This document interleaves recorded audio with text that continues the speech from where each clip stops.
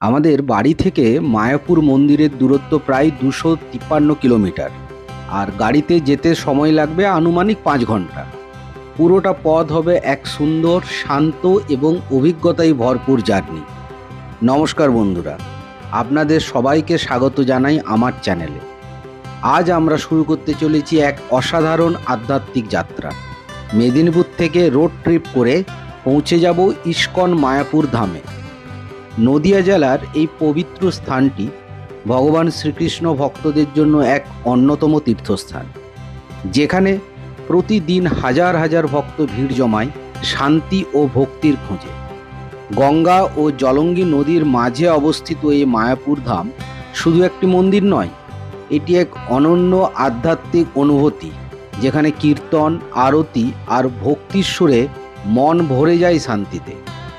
এই ভিডিওতে আমি আপনাদের দেখাবো মেদিনীপুর থেকে মায়াপুর যাওয়ার সম্পূর্ণ রাস্তার অভিজ্ঞতা, পথের সৌন্দর্য, টোল, সময় ও রুট, ইস্কন মায়াপুর মন্দির দর্শন ও ভ্রমণের সম্পূর্ণ গাইড। তাহলে চলুন শুরু করি আমাদের এক সুন্দর যাত্রা। From Midnapore to Mayapur, a journey of peace and devotion. Good morning বন্ধুরা, আজকে শনিবার 21শে মার্চ 2026। আর আজকে আমরা একটা ছুটি পেয়েছি। অ্যাকচুয়ালি কালকে রোববার আছে, আজকে শনিবার ঈদ আছে, যার জন্য ছুটি আছে। তো আমরা একটা ছোট্ট একদিনের ট্যুর করছি, যেখানে আমরা মেদিনীপুর থেকে মায়াপুর ইস্কন মন্দির যে আছে, সেই ইস্কন ধাম, সেখানে যাব। তো আমাদের মেদিনীপুর থেকে অ্যাকচুয়ালি ইস্কন যাওয়ার বা মায়াপুর যাওয়ার দুটো রোড আছে। একটা রোড আছে যেটা হচ্ছে আমরা ধরুন বোম্বে রোড হয়ে কোলাঘাট পেরিয়ে কল্যাণী এক্সপ্রেস হয়ে ধরবো এবং সেখান থেকে NH-12 ধরে কৃষ্ণনগর হয়ে আমরা মায়াপুর পৌঁছাবো।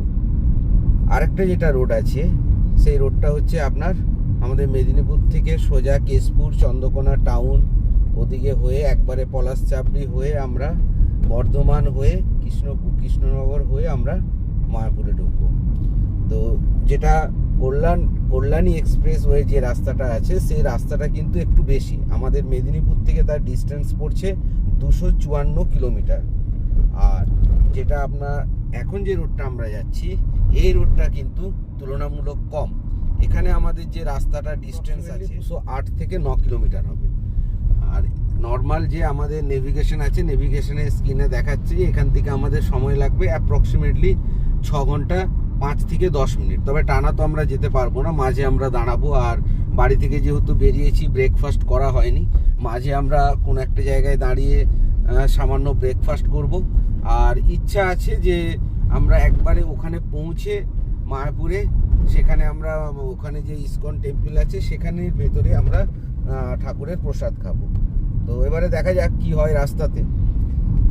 আর আপনার এখন যেটা দেখাচ্ছে যে আমরা ঠিক যদি না কোথাও থামি তাহলে 11:45 দিকে আমরা ওখানে পৌঁছাবো, কিন্তু অত তাড়াতাড়ি পৌঁছানো সম্ভব নয়, তার কারণ আমাদেরকে দাঁড়াতে হবে বা রাস্তাতে জ্যামও থাকবে।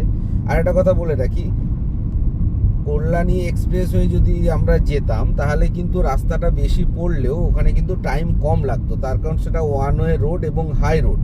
আর আমরা যে রোডটা যাচ্ছি এটা ডিস্টেন্স কম হলেও এখানে কিন্তু গুগল ম্যাপে দেখাচ্ছে যে বেশি সময় লাগবে, কারণ এটা ওয়ান ওয়ে রোড নয়। আর এখন আপনার ঘড়িতে বাজে 6:10। আমরা ঠিক 5:30টার সময় আমরা বাড়ি থেকে বেরিয়েছি।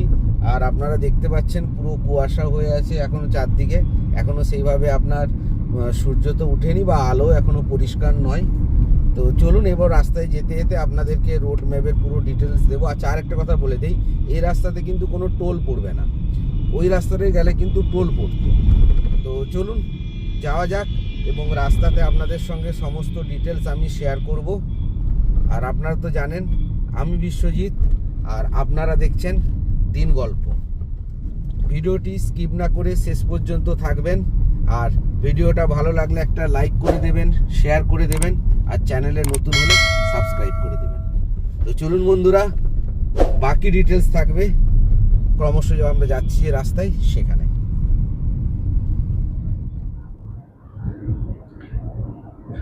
গতকাল রাত্রে কিন্তু দেখুন বৃষ্টি হয়েছে, যার জন্য রাস্তা কিন্তু পুরো ভেজা। খুব হয়তো মুষলধারায় বৃষ্টি হয়নি, আর এখনো আপনারা হয়তো দেখতে পাবেন যে আমার সামনের যে মিরর আছে, মিররে কিন্তু একবারে গুড়ি গুড়ি জলবিন্দু। তার জন্য ওয়েদারটাও বেশ সুন্দর।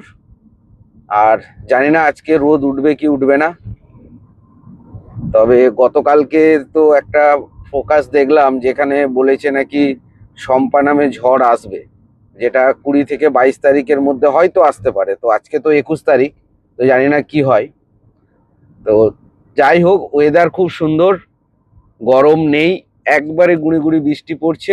আর এদিকের রাস্তাটাও ভালো, খারাপ নয়, তবে রাস্তায় রাস্তায় অনেকগুলো স্পিড ব্রেকার আছে, যার জন্যই এখানে কিন্তু আপনার আমাদের যে ডিস্টেন্স কম হওয়া সত্ত্বেও টাইমিংটা কিন্তু এখানে বেশি দেখাচ্ছে, ওই স্পিড ব্রেকারের জন্যই। তো সুন্দর সকালের ওয়েদার, আর রাস্তাও খুব ভালো।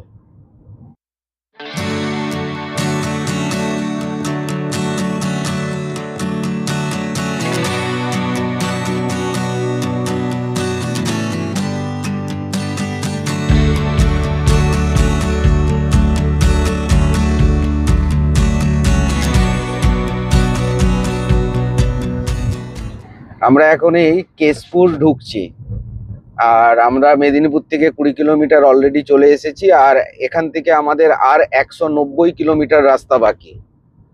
বৃষ্টি হচ্ছে বাইরে অল্প বিস্তর, খুব একটা যে মুষলধারায় হয়েছে তা নয়, তবে গতকাল রাত্রে কিন্তু হয়েছে, তার কারণ রাস্তাঘাটের অবস্থা দেখে তাই মনে হচ্ছে।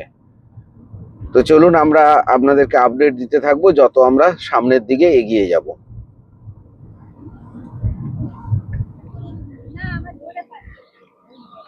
এই দেখুন, আমরা একটা জায়গাতে দাঁড়িয়েছি, আর এই জায়গার দুপাশে দেখুন, এই যে মাঠ দেখছেন, এই দুপাশে মাঠে কিন্তু আলু ভাঙা হয়েছে। এই দেখুন আলু গাছ দেখা যাচ্ছে, এগুলো হচ্ছে আলু গাছ।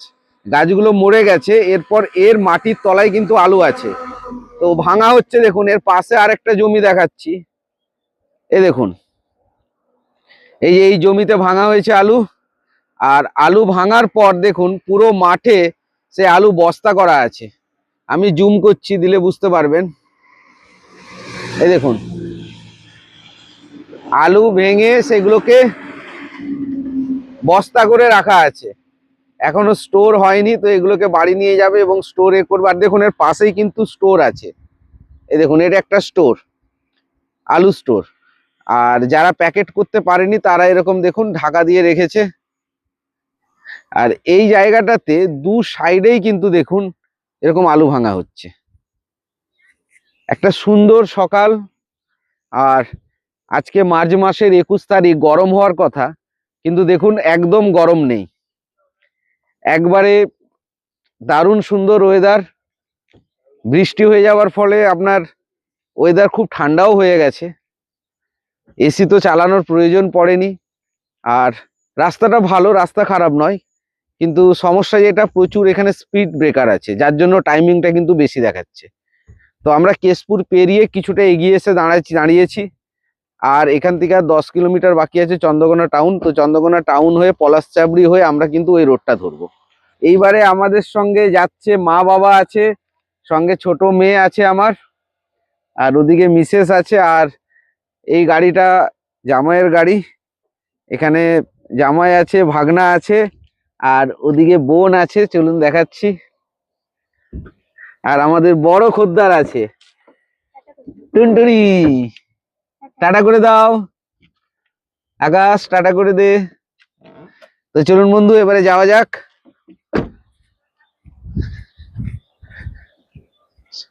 চলুন।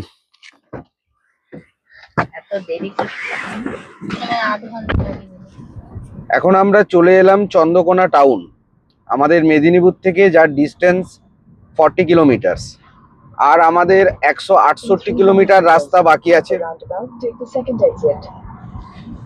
এখান থেকে আর 167 কিলোমিটার বাকি আছে, আর আমাদের এখনো সময় লাগবে অ্যাপ্রক্সিমেটলি প্রায় 5 ঘন্টা। আর এই যে রাস্তাটা, এইখানে একটা চৌমাথা রাস্তা আছে, দেখুন গাছসিতলা বলছে। এখান থেকে দেখুন ডান দিকে আপনার চলে যাবে হচ্ছে ঘাটাল, আর লেফট সাইডে আপনার চলে যাবে চন্দ্রকোনা রোড। আমরা কিন্তু সোজা যাব, কারণ সোজাটা আপনার পলাশচাবড়ি যাচ্ছে। এই আমরা সোজা যাব, আর ডান দিকে যেটা দেখছেন ওই রাস্তাটা আপনার চলে যাচ্ছে ঘাটাল। তো চলুন, এবারে রাস্তাটা একটু কনজাস্টেড আছে, এতক্ষণ রাস্তাটা যতটা ভালো ছিল এখন একটু কনজাস্টেড আছে। তো এখানে হয়তো বেশি জোরে চালানো যাবে না, তবে কি এই পুরো রাস্তাটা আপনার মাঠ, যে আমাদের যে মাঠ আছে, জমি আছে, জমির পাশ দিয়ে, ওই জন্য কিন্তু রাস্তাটা দেখতে খুব ভালো লাগছে। আর এখনো কিন্তু মেঘলা করে আছে, সূর্য মামার কিন্তু এখনো দেখা নেই। তো ঠিক আছে, চলুন বন্ধুরা যাওয়া যাক সামনের দিকে এগিয়ে। আমরা এখন চলে এলাম আতকাটাতে। আর এখান থেকে একটা রাস্তা দেখুন, আপনারা দেখতে পাচ্ছেন যেটা সোজা যাচ্ছে, ওটা কিন্তু আপনার রসকুন্ডু গড়বেতা ওইদিকে চলে যাচ্ছে। আর আমরা যাব কিন্তু রাইট সাইডে। এই রাইট সাইডে আপনার এখান থেকে আমরা পলাশচাবড়ি হয়ে বেরিয়ে যাব। এখান থেকে পলাশচাবড়ি আপনার 5 কিলোমিটার ডিস্টেন্স। আর দেখুন এখানে বোর্ড দেওয়া আছে, পলাশচাবড়ি 5 কিলোমিটার, শ্রীনগর 10 কিলোমিটার, আর সে কেশাপুর হচ্ছে 10 কিলোমিটার।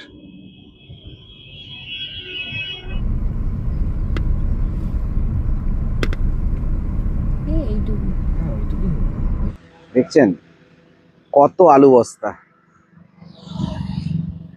এখন যেহেতু আলু ভাঙা হচ্ছে, মাঠের দুপাশে কিন্তু দেখুন আলু বস্তা সাজানো সাজানো আছে। এখানেই ট্রাক আসবে এবং এখান থেকেই কিন্তু লোডিং হবে, এবং লোডিং হয়ে কিন্তু আপনার স্টোরে চলে যাবে। যদিও এই বছর আলুর কিন্তু একদম দাম নেই, যার জন্য কিন্তু আপনার অনেক জায়গাতে দেখছি আলু পড়েই আছে, অত বেশি গুরুত্ব দিচ্ছে না। এখানে এখন আলুর দাম যাচ্ছে আপনার, এরা যে লোড করছে বা কিনছে যারা এদের চাষিদের কাছ থেকে, সেই আলুর দাম কিন্তু মাত্র 1 টাকা 80 পয়সা, 2 টাকা কেজি। চিন্তা করুন। আর বাজারে আমরা এখন আলু কিনছি 7.5 টাকা 8 টাকা। এবছর সত্যি আলুর দাম নেই। অ্যাকচুয়ালি আলু চাষিরা যেহেতু বাইরে আলু পাঠাতে পারছে না, বারণ আছে, যার জন্য কিন্তু আলুর দাম একবারে কিন্তু এবারে কমে গেছে। যে পরিমাণ খরচা হয় একটা আলু চাষে, সেই পরিমাণ পয়সা কিন্তু এইবারে উঠবে না। শ্রীনগর থেকে এই রাস্তাটা যে স্ট্রেট রাস্তা যাচ্ছে, এই রাস্তাটা আপনার হচ্ছে দুভাগে ভাগ হয়েছে। আমরা লেফট সাইডে যাচ্ছি, এটা আপনার আরামবাগ যাচ্ছে, আর রাইট সাইড গেলে আমরা আবার ক্ষীরপাই চলে যেতাম। তো এবারে আমরা সোজা আরামবাগ হয়ে কিন্তু আমরা বেরিয়ে যাব। এটা আরামবাগ যাওয়ার রাস্তা, আরামবাগ আসিনি। আরামবাগ যাওয়ার রাস্তাটা তুলনামূলক ওই রাস্তাটা যে রাস্তাতে এলাম তার থেকে চওড়া আছে। এরপর আমরা এখান থেকে রাইট সাইডে টার্ন নিয়ে আমরা এগিয়ে যাব। আর এই যে এরিয়াটা না, এই এরিয়াটায় আপনারা দেখলেন প্রচুর হচ্ছে আপনার আলু চাষ হয়, প্রচুর। মানে পুরো রাস্তার দুপাশে যে মাঠগুলো আছে, প্রত্যেকটা মাঠে প্রায় আপনার এখন আলু ভাঙা হচ্ছে, এবং সে আলু তুলে কিন্তু বস্তা করে রাখা আছে, যেগুলো আপনার হচ্ছে স্টোরিংয়ের জন্য, হয়তো আজকালের মধ্যে স্টোরিংয়ের জন্য চলে যাবে। এখান থেকে কামারপুকুর যে জয়রামবাটি আছে, সেই কামারপুকুরের ডিস্টেন্স হচ্ছে আপনার 13 কিলোমিটার। আর এখান থেকে তারকেশ্বরের ডিস্টেন্স হচ্ছে আপনার 61 কিলোমিটার। তো আমাদের এর আগেও প্ল্যানিং ছিল যে একবার কামারপুকুর জয়রামবাটি যাব, তো এইবার আর হবে না। দেখি ফেরার দিন যদি সময় থাকে তাহলে কামারপুকুর জয়রামবাটিও আমরা একবার ঢুকবো।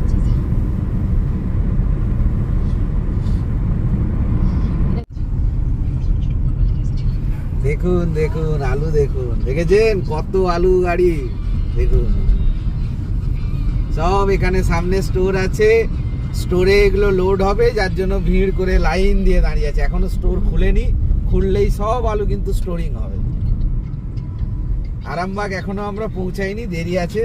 আগে কামারপুকুর জয়রামবাটি পড়বে, তারপর আমরা কিন্তু আরামবাগ পৌঁছাবো, এবং আরামবাগ কমপ্লিট করার পর আমরা তারকেশ্বর ঢুকে যাব।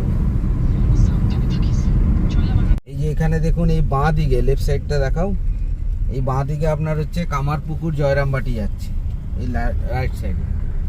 আর আমরা এখান থেকে আমরা সোজা বেরিয়ে যাব। এই যে বাঁ দিকে আপনার এখান থেকে রামকৃষ্ণ মঠ যে আছে, সে রামকৃষ্ণ মঠের ডিস্টেন্স হচ্ছে 2 কিলোমিটার এই জায়গাটা থেকে, আর 7 কিলোমিটার হচ্ছে আপনার জয়রামবাটি। আর আমরা এই যে এখন যাচ্ছি, এটাকে বলছে কামারপুকুর চটি। এখান থেকে আমরা এবারে সোজা চলে যাব। এই যে ধরুন আমরা চলে এসেছি এমন একটা জায়গাতে, এই জায়গা থেকে আপনার হচ্ছে যদি আমরা ডান দিকে যাই, ডান দিকের রাস্তাটা চলে যাচ্ছে আপনার আরামবাগের রাস্তা। এই যে ডান দিকের রাস্তাটা দেখছেন, এই যে ট্রাকটা যাচ্ছে, এটা আরামবাগ যাওয়ার রাস্তা। আর এই বাঁ দিকে যেটা যাচ্ছে, এই বাঁ দিকে যাচ্ছে আপনার হচ্ছে বিষ্ণুপুর। আর আমরা যাব হচ্ছে সোজা, এখান থেকে আমরা বর্ধমান যাব। এখান থেকে বর্ধমানের ডিস্টেন্স হচ্ছে 39 কিলোমিটার। আর টোটাল আমাদের মায়াপুর ধাম যেতে সময় লাগবে এখনো প্রায় 4 ঘন্টা। আর এখান থেকে আপনার মায়াপুর ইসকন টেম্পলের যে ডিস্টেন্স সেটা হচ্ছে 132 কিলোমিটার। আর অ্যাপ্রক্সিমেটলি আমরা 11:30 বা 12টার দিকে আমরা ওখানে পৌঁছাবো, যদি আমরা রাস্তাতে না দাঁড়াই। তো এখন আমরা কিন্তু বর্ধমান রোড ধরে নিলাম। এখান থেকে আর 39 কিলোমিটার আমাদেরকে যেতে হবে বর্ধমানের জন্য। দেখুন দু সাইডে ধানের ক্ষেত, একটু আগে আপনাদেরকে দেখালাম আলু ভাঙা হচ্ছে। আর এইখানে দেখুন বর্ধমান রোডে ঢুকতেই আমরা দেখতে পাচ্ছি দু পাশে প্রচুর ধানের ক্ষেত, ধান লাগিয়ে দেওয়া হয়েছে। আর বিশেষ করে এই জন্যই কিন্তু এই রাস্তাটা আমরা চুজ করেছি, যে এতটা ডিস্টেন্স যে আমরা যাব, এখানে কিন্তু বোর ফিল হবে না, প্রাকৃতিক সৌন্দর্য দেখে দেখে কিন্তু আমরা যেতে পারবো। আর ওই রাস্তাটা হলে কি বলুন তো, ওই রাস্তাটা কিন্তু রোড কন্ডিশন খুবই ভালো, তাড়াতাড়ি পৌঁছাতে পারবো, কিন্তু এই দৃশ্যগুলো কিন্তু দেখতে পেতাম না। এই জন্য এই রোডটা কিন্তু চুজ করেছি। দেখুন রাস্তাটাও সুন্দর, দেখো কি সুন্দর রাস্তাটা। এই গাছগুলো এমন ভাবে মানে হয়ে আছে, দেখতে দারুণ লাগছে। এই জায়গাটার নাম হচ্ছে খাটগ্রাম, ছোট্ট একটা গ্রাম।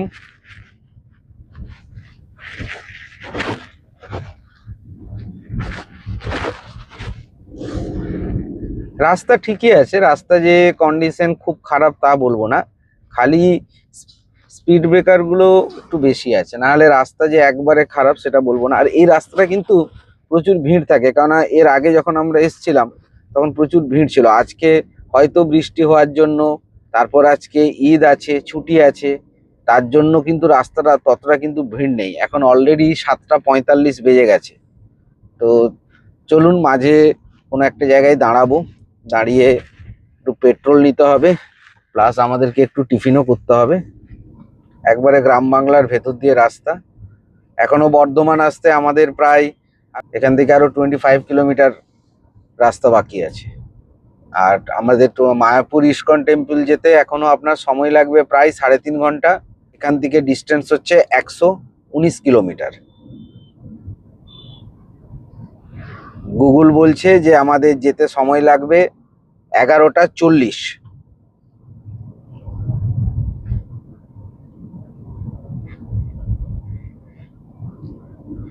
তবে রাস্তাটা স্ট্রেট নয়, প্রচুর টার্ন আছে, আর রাস্তাতে ট্রাকও কিন্তু প্রচুর আছে।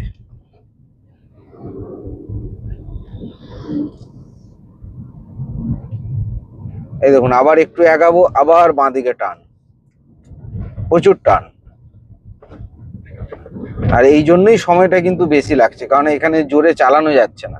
আচ্ছা, আরেকটা জিনিস দেখলাম, এই বর্ধমান যে আমরা ঢুকবো একটু পরেই, এখানে কিন্তু আমরা কোথাও আলু গাছ দেখতে পেলাম না। মাঠে শুধু হচ্ছে ধান গাছ। এর আগের যে ধান সেটা কাটা হয়েছে, তারগুলো দেখা যাচ্ছে, মাঠটা দেখে যে ধান এখানে কাটা হয়ে গেছে। এদিকে মনে আলু চাষ অতটা বেশি হয় না, ধান চাষটাই বর্ধমানে বেশি হয়। যেহেতু ইলেকশনের ডেট ফিক্সড হয়ে গেছে, তার জন্য কিন্তু রাস্তাতে রাস্তাতে নাকা চেকিং হচ্ছে। তো আমরাও যখন কেশপুর ঢুকি, কেশপুর পেরিয়ে চন্দ্রকোনা টাউন ঢোকার ঠিক আগে আমাদেরও কিন্তু নাকা চেকিং হলো। কিছুই নয়, গাড়ির নাম্বার লিখলো, কোথায় যাচ্ছি সেটা জিজ্ঞাসা করলো, পেছনের যে গাড়ির ডিকিটা সেটা খুলে দেখলো যে কি আছে না আছে, ছবি তুললো, নাম ফোন নাম্বার নিল, ব্যাস।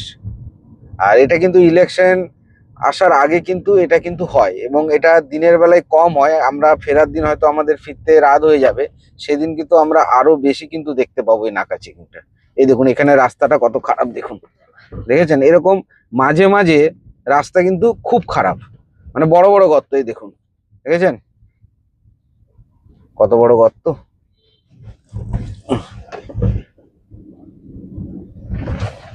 তবে কি এই রাস্তাটাতে আপনি টোল পাবেন না, একটাও টোল নেই এই রাস্তাটাতে। আর যদি আপনি কল্যাণী এক্সপ্রেসওয়ে যদি আপনারা যেতেন, সেখানে কিন্তু আপনার 275 টাকা টোল লাগতো। আর কলকাতার দিক থেকে যারা আসেন তারা কিন্তু ওই কল্যাণী এক্সপ্রেসওয়ে ধরেই কিন্তু এগিয়ে যান। আর আমাদের এদিক থেকে গেলে এর দিকেও যাওয়া যায় বা কল্যাণী এক্সপ্রেসওয়েও যাওয়া যায়। আমরা এইবারে এই যে গ্রামের ভেতরের যে রাস্তাটা সেটাকে ছেড়ে দিলাম, এখন আমরা কিন্তু ন্যাশনাল হাইওয়েতে উঠে গেলাম। আর এখন আমরা যে ন্যাশনাল হাইওয়েটা দিয়ে যাচ্ছি এটার নাম হচ্ছে NH 116A। তো আগের রোডটা গ্রামের ভেতরে রোড ছিল, ওই জন্য আমরা ওখানে কোনো পেট্রোল পাম্প পাইনি। তো তেল ভরবো একটু আগিয়ে, দেখি এই রাস্তাতে আমরা পেট্রোল পাম্প পেয়ে যাব। তো এখানে তেল ভরে নেবো। আর এখান থেকে আপনার বর্ধমান সিটির ডিস্টেন্স হচ্ছে 29 কিলোমিটার। এবার একটু ভালোভাবে যাওয়া যাবে, এতক্ষণ রাস্তাটা অতটা ভালো ছিল না। এখনো কিন্তু আকাশে মেঘ আছে, বৃষ্টি কিন্তু যে কোনো মুহূর্তে আসতে পারে। আমরা মুড়ি খেতে এখানে উজ্জীবন বলে একটা জায়গা আছে, সেখানটা দাঁড়িয়েছি। এখানে একটু চা খাবো, বিস্কুট খাবো, এবং এখানে গরম গরম চপ হচ্ছে। চপ মুড়ি খেয়ে আমরা কিন্তু সামনের দিকে এগিয়ে যাব। চলো ভেতরে, চলো ভেতরে বসো, আসো। এই তো। আচ্ছা, সবাইকে মুড়ি চপ দাও।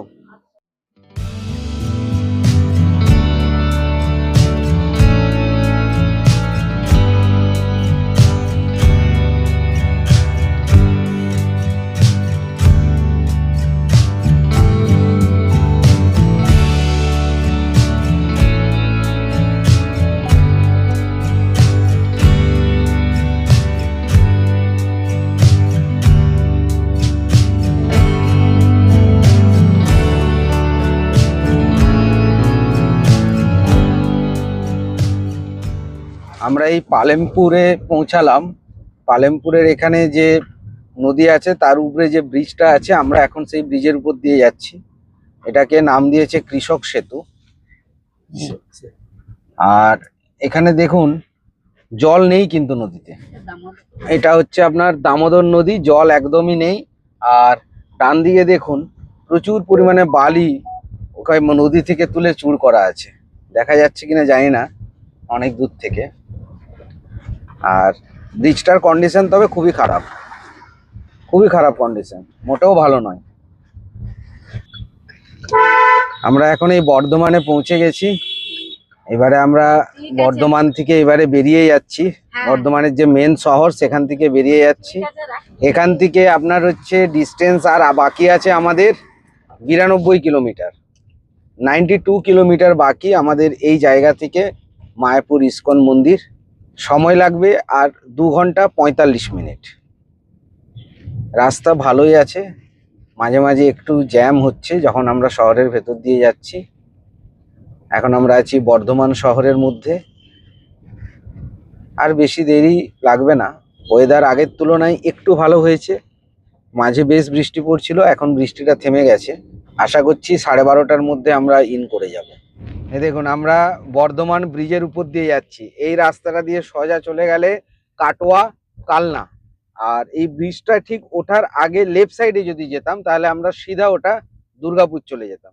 এখন আমরা কাটোয়া কালনার যে রাস্তাটা আছে সেই রাস্তাটা দিয়ে যাচ্ছি। এই সিধা রাস্তাটা কাটোয়া চলে গেছে। আমরা এখন নবদ্বীপ যে যাব সেই নবদ্বীপের রাস্তাতে দাঁড়িয়ে আছি। আর দেখুন প্রচুর ধান লাগিয়েছে, পুরো সবুজ হয়ে গেছে। আর এখানে দেখে মনে হচ্ছে না যে এটা গরমকাল, তার কারণ দেখুন এই যে পুরো জল, এত জল হয়েছে যে জল বইছে, দেখুন ড্রেন দিয়ে জল বইছে। আর এখানে তো আগেই বলেছি যে এখানে আপনার ধানটা অনেক বেশি চাষ হয়, তার কারণ এখানে আমি আর আলু গাছ কিন্তু দেখতে পেলাম না, দুপাশে খালি কিন্তু হচ্ছে আপনার ধান গাছ। আর এই সাইডে যেমন আপনাকে দেখালাম যে ধান গাছ আপনার লাগিয়েছে ধান, ঠিক একইভাবে দেখুন রাস্তার এই সাইডে আপনার কিন্তু ধান উঠে গেছে। এই দেখুন ফাঁকা মাঠ, আর এই সাইডে আপনার পুরো সবুজ, দারুণ লাগছে। এই যে জায়গাটা এত সুন্দর, দারুণ লাগছে। কিন্তু আপনি এই সাইডটা খালি দেখুন, দেখুন পুরো সবুজ হয়ে আছে একবারে।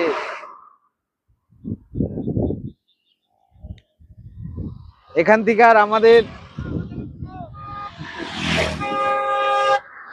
নবদ্বীপ এখান থেকে আর মাত্র 52 কিলোমিটার রাস্তা। তো আমরা নবদ্বীপ যাব এবং নবদ্বীপ যে তারপর সেখান থেকে কৃষ্ণনগর হয়ে কিন্তু আমরা ঢুকবো। তার কারণ যে মাঝে যে নদী আছে সেই নদী পেরানো যাবে না, যেহেতু বড় গাড়ি নিয়ে এসেছি। নাহলে কিন্তু নবদ্বীপ থেকে মায়াপুর খুব সামনেই, কিন্তু আমরা সেই ব্রিজ হয়ে ঘুরে যাব। যাওয়া যাক এইবারে। দারুণ সুন্দর ওয়েদার, একবারে গুড়ি গুড়ি বৃষ্টি পড়ছে। মানে এত সুন্দর এই জায়গাটা, না দাঁড়িয়ে আমি থামতে পারলাম না।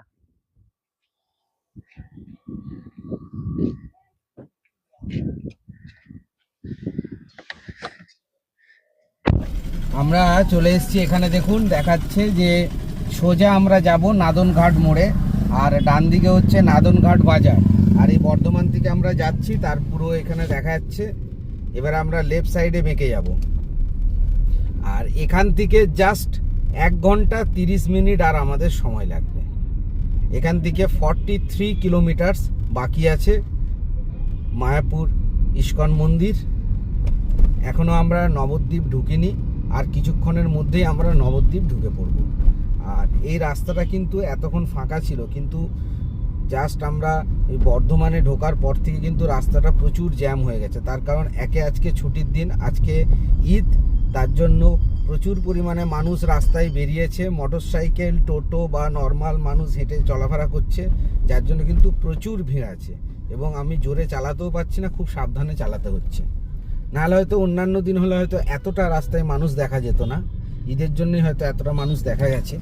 তবে যদি তাড়াতাড়ি যেতে চান এবং সুন্দরভাবে যেতে চান, তাহলে কিন্তু আমার মনে হয় কল্যাণী এক্সপ্রেস যে আছে সেটা দিয়ে যাওয়াটাই বেটার হবে। এই রাস্তাটা অ্যাভয়েড করাই বেটার হবে। আমরা এলাম এই রাস্তাটা ঠিকই, কিন্তু ভাবছি ফেরার সময় আমরা ওই রাস্তা হয়ে ফিরবো। দেখুন রাস্তাতে কত মানুষের ভিড়, দেখেছেন? মানে যতক্ষণ আমাদের 12:30 আপনার ওখানে দাঁড়ানোর পর টাইম দিয়েছিল, কিন্তু যত আমরা এগোচ্ছি টাইম কিন্তু আমাদের আস্তে আস্তে কিন্তু বেড়ে যাচ্ছে। তার রিজনই হচ্ছে রাস্তায় এত মানুষজন। দু পাশে দেখো আম গাছ, হ্যাঁ, মানে রোদের সময় তোমার ছাওয়া পাবে তুমি রাস্তায়। এই দেখুন এখান থেকে রাইট সাইডে যদি যাই সেটা হচ্ছে কালনা চলে যাচ্ছে, আর আমরা যাব লেফট সাইডে। এখান থেকে নবদ্বীপের ডিস্টেন্স হচ্ছে আর বেশি নয়, মাত্র 5 কিলোমিটার। দেখুন এই সামনেই আপনারা দেখতে পাবেন আমরা রাইট সাইডে নবদ্বীপের দিকে বেঁকে যাব। আর যদি সোজা যাই, সোজা গেলে আমরা চলে যাব কাটোয়া। এবার আমরা ডান দিকে বাঁকবো, ডান দিকে বেঁকে আপনার হচ্ছে নবদ্বীপ হয়ে কৃষ্ণনগর হয়ে আমরা বেরোবো। আর স্ট্রেট চলে গেলে তো চলে যাচ্ছি আমরা কাটোয়া।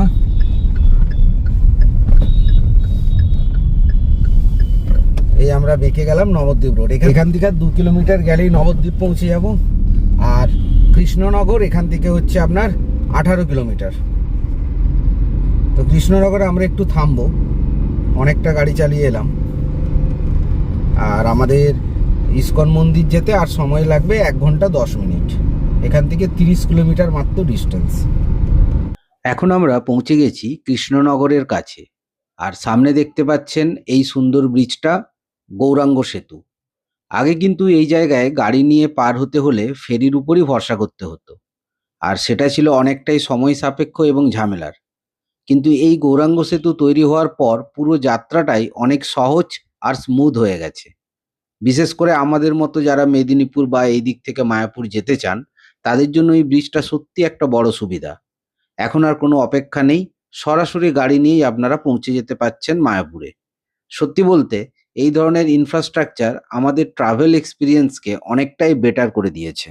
রাস্তা দেখো, এই যে দেখছেন ডান দিকে, এই রাস্তাটাই কিন্তু আপনার, যদি আমরা কল্যাণী এক্সপ্রেস ওয়ে হয়ে যদি আসতাম তাহলে এই রাস্তাটা দিয়ে যেতাম।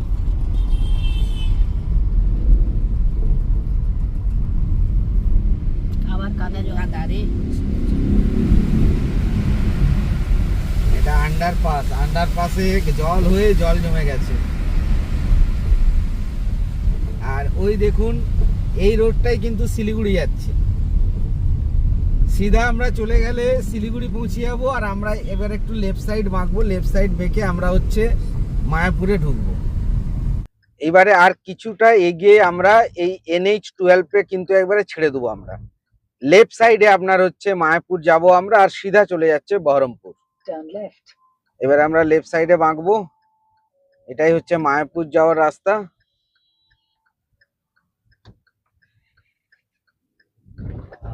যদিও আমরা NH-12 এ খুব একটা বেশিক্ষণ আমরা ছিলাম না, তার কারণ হচ্ছে আমরা তো অন্য রুটে এসেছি। তবে ভাবছি যখন যাব NH-12 দিয়ে যাব, কারণ রাস্তাও ভালো আর টাইমও আমাদের কম লাগবে। যদিও কিলোমিটার বেশি, কিন্তু কিলোমিটার বেশি হলেও রাস্তা ভালো থাকার জন্য আমরা অনেক কম সময়ে পৌঁছে যেতে পারবো। আর এখান থেকে মাত্র 10 কিলোমিটার বাকি আছে মায়াপুরের ইস্কন মন্দির।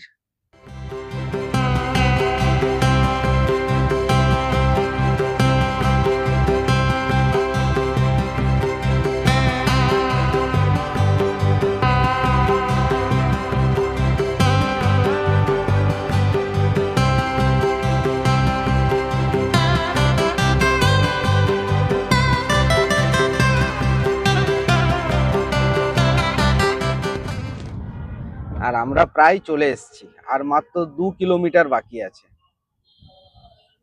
আর এই বাঁ দিকে আপনার দেখুন চৈতন্য মঠ, বাঁ দিকে।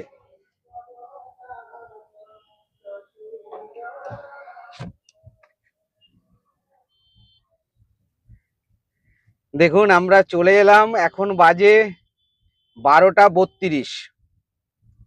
আর ওই দূরে দেখুন দেখা যাচ্ছে মায়াপুরের সেই বিখ্যাত বৈষ্ণব টেম্পল ইস্কন মন্দির।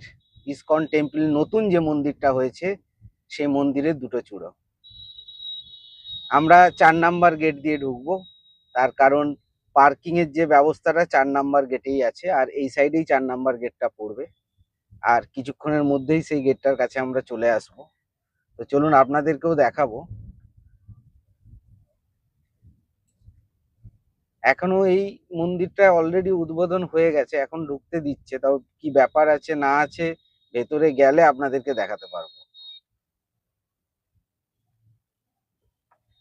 আর এই মায়াপুর ইস্কন টেম্পল এইখান জায়গাটি সব সময় কিন্তু ভিড় থাকে, বছরের প্রত্যেকটি সময়ে ভিড় থাকে, কোনো সময় কিন্তু এখানে খালি থাকে না। যখনই আপনি আসবেন এরকম ভিড় দেখতে পাবেন, বিশেষ করে হোলির সময় বা যে চৈতন্যদেবের বা বিষ্ণুর যে অনুষ্ঠানগুলো হয় সেই সময় তো আরো বেশি ভিড় থাকে। আমাদের এই সাইড থেকে এলে প্রথমে গেট নাম্বার 4 পড়বে, আর যারা গাড়ি নিয়ে আসবেন তারা কিন্তু গেট নাম্বার 4 এর মধ্যে দিয়েই কিন্তু আপনাদেরকে যেতে হবে। আর কিছুটা এগিয়ে গেলেই আপনারা এখানে পার্কিং এর ব্যবস্থা আছে, সেখানে গাড়ি পার্ক করতে পারবেন। পার্কিং এর জন্য এখানে 150 টাকা করে পার গাড়ি নেওয়া হয়, আর সেটা একদিনের জন্য নেওয়া হয়। অর্থাৎ আপনি একবার ঢুকলেন 150 টাকা দিয়ে, আপনার গাড়ি যতক্ষণ রইলো, যখন ফিরবেন সেই কাগজটা দেখালেই হবে। আপনারা যদি গেট নাম্বার 4 দিয়ে এন্ট্রি করেন গাড়ি নিয়ে, তাহলে কিন্তু একটু এগোলেই লেফট সাইডে আপনারা নামহট্ট ভবন দেখতে পাবেন। এখান থেকেও আপনারা কিন্তু প্রসাদ গ্রহণ করতে পারেন, বা এখানেও কিন্তু আপনার থাকার ব্যবস্থা আছে। আগে থেকে বুক করে এলে এখানে আপনারা থাকতেও পারেন। ছুটির দিনে যদি আসেন তাহলে আগে থেকে বুক করে আসবেন, নাহলে কিন্তু রুম এখানে পাবেন না। আর নর্মালি অফ সিজন মায়াপুরে নয়, সব সময় ভিড় থাকে, তো বেটার হবে যে আপনারা যদি আগে থেকে বুক করে চলে আসেন। তো আমরা এবারে এগিয়ে যাব। আর আজকের ভিডিও আমরা আর লেন্দি করব না, তার কারণ এর পরের যে ভিডিওটা আনবো সেখানে কিন্তু মায়াপুর ইস্কন টেম্পলের ভেতরে সমস্ত কিছু ডিটেলস থাকবে। তো আজকের জার্নি আমরা এখানেই শেষ করছি। তো ভিডিওটি যদি আপনাদের ভালো লেগে থাকে এখন পর্যন্ত, তাহলে একটা লাইক করে দেবেন, প্রয়োজনে শেয়ার করে দেবেন। আর যদি কোনো কিছু বিষয়ে জানতে চান অতি অবশ্যই কমেন্ট করবেন। আর যদি চ্যানেলে নতুন হয় তাহলে চ্যানেলটিকে সাবস্ক্রাইব করে নেবেন। তো আজকের ভিডিও এখানেই শেষ করলাম। ভালো থাকবেন, সুস্থ থাকবেন। হরে কৃষ্ণ।